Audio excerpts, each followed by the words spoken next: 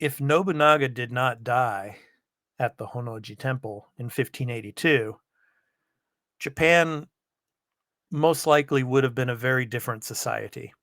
Because in Japanese history, after Nobunaga dies, one of his other lieutenants, Toyotomi Hideyoshi, takes over and becomes the Taiko, the de facto leader of Japan. And then after his death, of course, Tokugawa Ieyasu consolidates power. And then the Tokugawa shogunate rules Japan for over 200 years until the Meiji Restoration in 1868. But Nobunaga was very open to foreign trade and letting foreigners roam within Japan.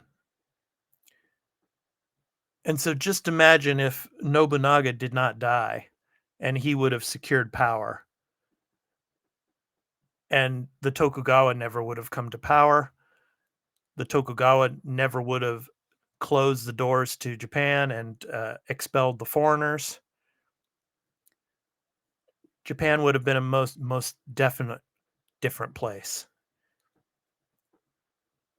It would have maybe become more multicultural because due to Tokugawa rule, around the time when the Meiji Restoration was occurring, more people in Japan had never seen a foreigner before.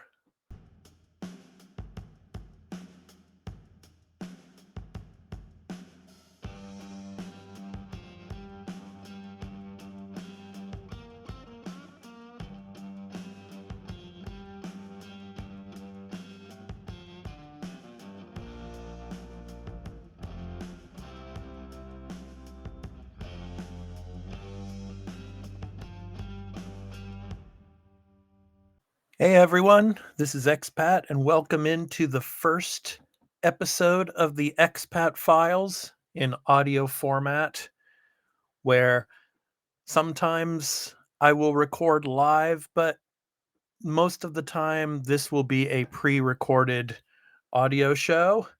So it will be going to Patreon for our patrons in early access, as well as here on YouTube for members access from the tier 2 and up level for 2 days. And then it will go public on the YouTube channel as well.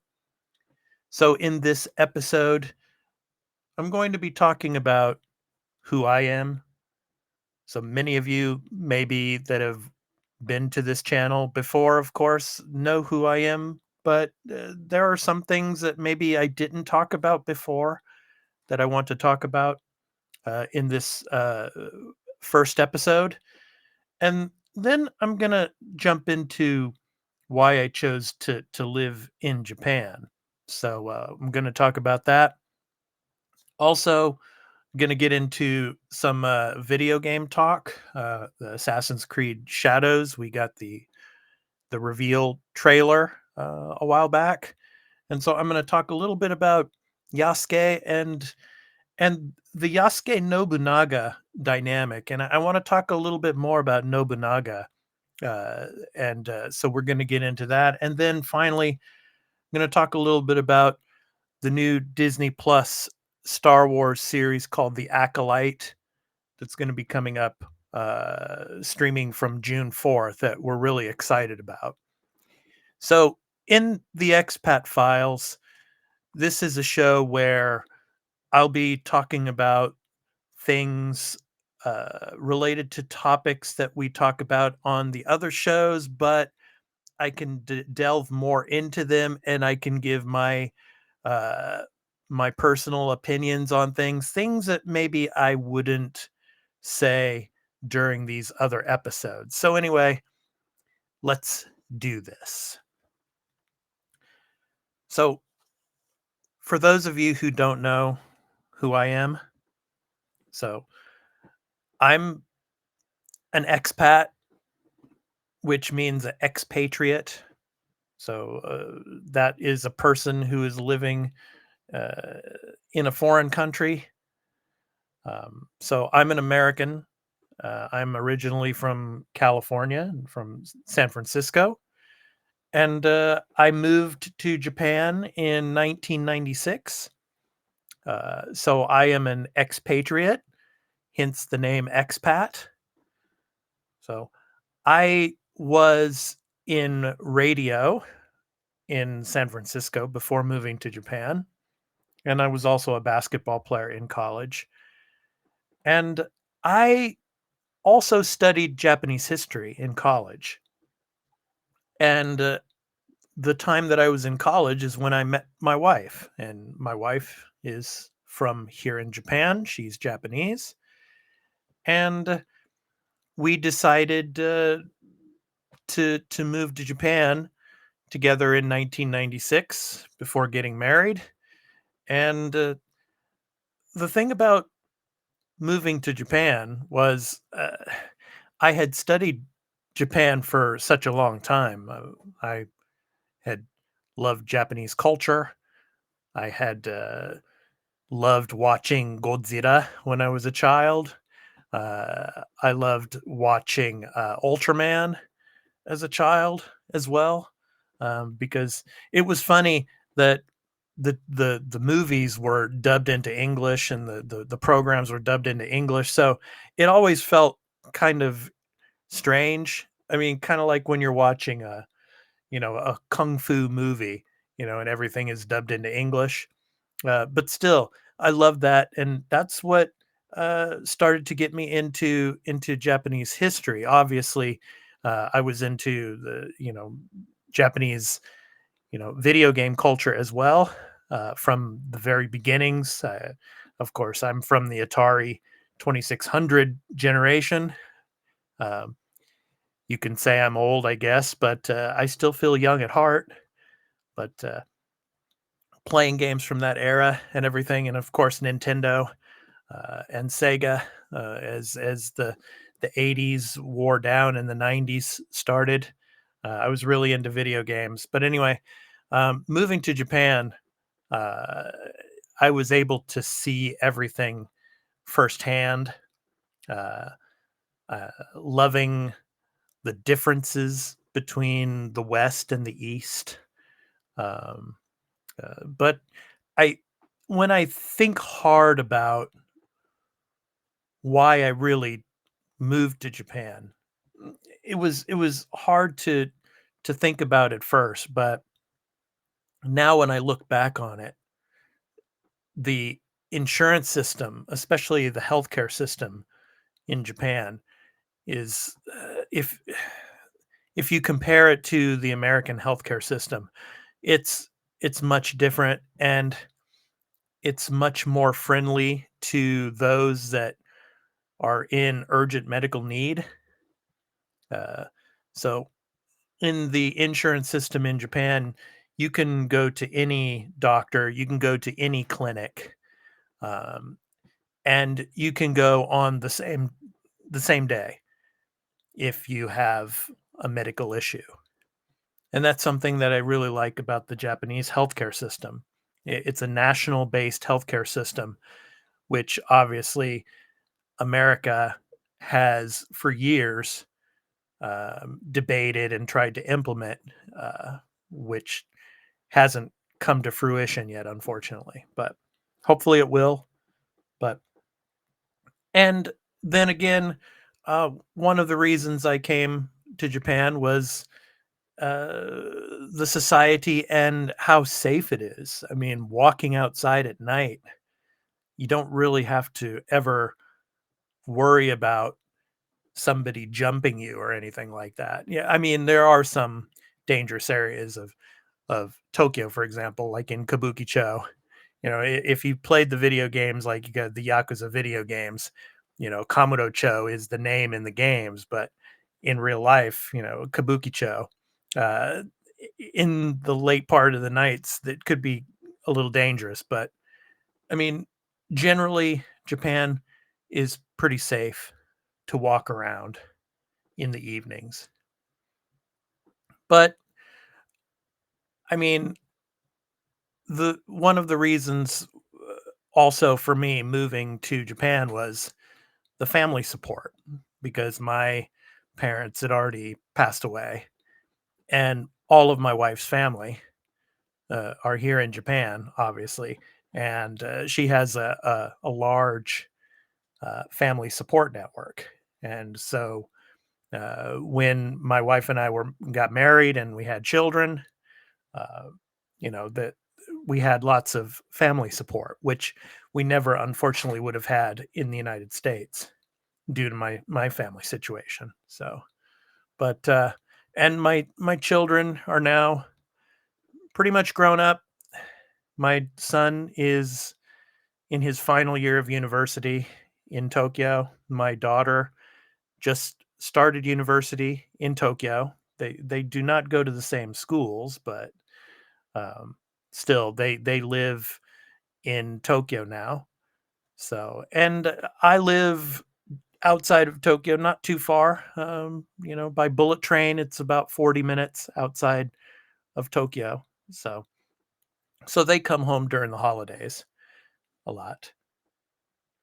So that I think generally is why I chose to come to Japan. Obviously, of course, the gaming culture out here is amazing, and of course, some of the recent movies, of course, Godzilla minus one. That's an amazing film, and I highly recommend it for all of you. So many other aspects, but I mean, those are the general reasons why I moved out here to Japan. Speaking of Japan, now let's delve into a video game that's going to be coming in November. And just recently, we were shown the cinematic trailer for the game. And we're going to be getting more information regarding the game from Ubisoft coming up in June here, which is starting next week. The Ubisoft Forward is going to be coming, and I think it's on the 10th, if I'm not mistaken, um, of June. And we're going to be shown gameplay of Assassin's Creed Shadows, most likely. And there are two main protagonists in this game.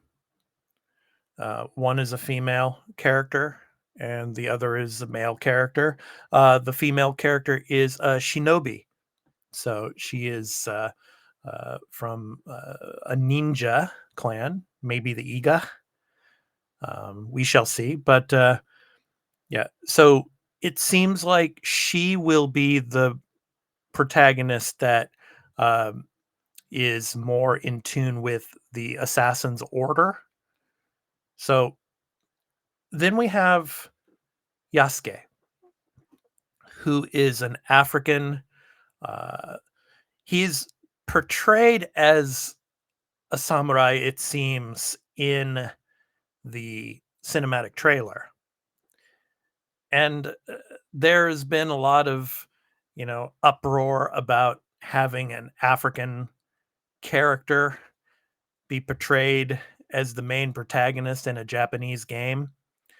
But Yasuke is a historical figure, be it a very short period of time before he disappears from the records. But uh, it's interesting. He most likely came to Japan through a shipping route through Mozambique, which was a Portuguese-owned, uh, you know, uh, country. So, I think that whether or not Yasuke, the character as a main protagonist, is successful or not for this video game, it it's more going to depend on how well the game is developed and the gameplay. I think most hardcore gamers are going to uh, determine whether the game is good or not by the gameplay and not by the color of the skin of the main protagonist. But let's get into that a little bit. Yasuke in history was not a samurai, or in Japanese you say bushi. He was a sword bearer to Oda Nobunaga. And Oda Nobunaga has been portrayed in many different video games here in Japan. And he was he was the first of the three great unifiers of Japan during the Sengoku period, the Warring States period. And Nobunaga, he came up uh, and he basically kicked out the last Ashikaga shogun, Ashikaga Yoshiaki. But by that time, the Ashikaga had their power had diminished greatly. They were just like, you know, they had power by title only. And so Nobunaga, through his military victories, had risen up and basically just sent the final Ashikaga shogun into obscurity. And with the help of the Portuguese in securing weapons, westernized weapons like muskets and cannon, he was able to change the way military tactics were in Japan. And so Yasuke was like his sword bearer, and he was the witness. There's going to be some spoilers here. So, to the attack on the Honnoji Temple in 1582, where Nobunaga was, by one of Nobunaga's lieutenants named Akechi Mitsuhide, who turned against him and attacked and burned down the temple. And apparently, Nobunaga commits suicide in the temple. And supposedly, this is just speculation, that Yasuke was there to help hide the body, because Nobunaga's body had never been found in history. So, but back to Nobunaga, what's it's going to be interesting to see how his dynamic is with Yasuke, because in history Nobunaga was introduced to Yasuke by the Jesuits, uh, and Nobunaga was fascinated by the color of his skin. He actually thought that he had put ink all over his body. He had never seen a black person before, a person of color, and that intrigued him. And so that's why he made him his sword bearer. And so it's going to be interesting to see in this game the relationship between Nobunaga and Yasuke. You know, there's questions. We talked about it in the last episode of the gaming news podcast, and please go and check it out. The Arena, a multi-platform gaming news podcast, episode 171. You know, is Nobunaga going to be siding with the assassins or siding with the Templars? We shall see. But I mean, the friendship, or what kind of dialogue are we going to get between those two? But let me just tell you a little bit more about Nobunaga. A lot of historians, myself included, believe that if Nobunaga did not die at the Honnoji Temple in 1582, Japan most likely would have been a very different society. Because in Japanese history, after Nobunaga dies, one of his other lieutenants, Toyotomi Hideyoshi, takes over and becomes the Taiko, the de facto leader of Japan. And then after his death, of course, Tokugawa Ieyasu consolidates power. And then the Tokugawa shogunate rules Japan for over 200 years until the Meiji Restoration in 1868. But Nobunaga was very open to foreign trade and letting foreigners roam within Japan. And so just imagine if Nobunaga did not die and he would have secured power and the Tokugawa never would have come to power. The Tokugawa never would have closed the doors to Japan and expelled the foreigners. Japan would have been a most definite different place. It would have maybe become more multicultural because due to Tokugawa rule, around the time when the Meiji Restoration was occurring, more people in Japan had never seen a foreigner before. So, but back to Nobunaga. So, he was a brilliant military tactician. He knew what he was doing by securing Portuguese arms. Uh, and one thing about him, though, his mental state as he grew older, he died when he was 49 years old. So in today's world, 49 is still very, very young. But back in his day, that was late middle age. But even by that time, he was becoming very senile and he was a bloodthirsty, wanton killer. And he also berated a great many of his lieutenants. He used to frequently call his lieutenant Toyotomi Hideyoshi, who took power after his death, he would call him Saru openly in his face. And Saru means monkey in Japanese. So basically, imagine like calling your subordinate workers in your office monkeys. How do you think that would feel? And he berated Akechi Mitsuhide the same way. And that just made the resentment grow and the hatred grow. And that's what led to Mitsuhide turning against Nobunaga and plotting in secret. So we shall see um, about how this game portrays Yasuke as well as Oda Nobunaga. So that will be quite interesting. Now let's move on to our entertainment portion. And let's talk about Star Wars The Acolyte, which is coming June 4th to Disney Plus. I'm really, really excited for this series.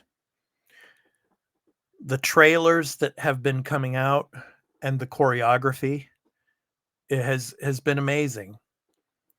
And it's interesting how Carrie Ann Moss, who is going to be a Jedi in this series, she talked about how her role as Trinity in The Matrix helped her prepare for this role and preparing for all the action sequences and the fight sequences and the choreography and everything. So it's going to be interesting to see what's happening in this time period. So this series is taking place during the High Republic, which is about 100 years before the Phantom Menace. So the Jedi are still at the apex of their power, at the height. And I'm really looking forward to seeing how they portray the High Republic. What is it like? I mean, how is life on Coruscant during the High Republic era, or on the other planets, particularly on the Outer Rim during the High Republic? I'm really really interested to see that. Also, as we saw in the trailers, we get a Wookiee Jedi. I mean, how cool is that to have a Wookiee, you know, roaming around with a lightsaber and using the Force? I mean, that is something that I'm really, really looking forward to seeing in this series. That's going to be something really cool. And of course, how is the Sith going to be portrayed in this series? Obviously, this series is supposed to revolve around the Sith, the Acolyte. So, what are the Sith doing during the High Republic? I'm really excited to see where they're going with the Sith during this time period because obviously it's interesting. Like in the Phantom Menace, when they're in the Jedi Council, and Qui-Gon is saying it must have been a Sith Lord, that attacked me. And then the Jedi Council was saying the Sith have been extinct for a millennium. Well, whatever takes place in this Acolyte series, how did they forget that? It'll be interesting how they answer these questions. And one other thing about the trailers that I am really interested to see and that they showed is the whip lightsaber. I mean, that looked really cool. And that's something we've never really seen in the movies. So I'm really, really excited to see the whip lightsaber and how they put that into action. And finally, come on, you can't tell me we're going to have a Star Wars series set in the High Republic 100 years before the Phantom Menace without having a Yoda cameo. There's got to be an episode where he is involved for maybe a brief minute or so. A younger Yoda, like 100 years younger than he looks in the Phantom Menace, you know. So maybe a Yoda that has more movement. So yeah, I'm excited to see the Acolyte. It starts on June 4th, and here we will be doing recap and review episodes, of course, for each and every episode. So, and of course, for the video game Assassin's Creed Shadows, we'll be covering the information and the news that comes out during the Ubisoft Forward event. So stay tuned for that as well. So that's going to do it for my first audio episode of the Expat Files. I also have the Expat Files vlog, which is kind of the video portion of the Expat Files where I do some ventures around Japan. Please check that out as well. Sometimes I go to Akihabara and take some videos and discuss things. But this show will primarily be an audio-based show, but at some point we will do some live audio episodes where we can take some of your questions in the chat. But in the comments section for this episode, if there are any questions that you would like to ask me or any comments that you have that I could bring up in the next episode, please be sure to drop them in the comments, and I will make sure to highlight them and to bring them up during the next episode. So anyway, that's going to do it for the first episode of the Expat Files. So take care, everyone, and have a great week. Peace out.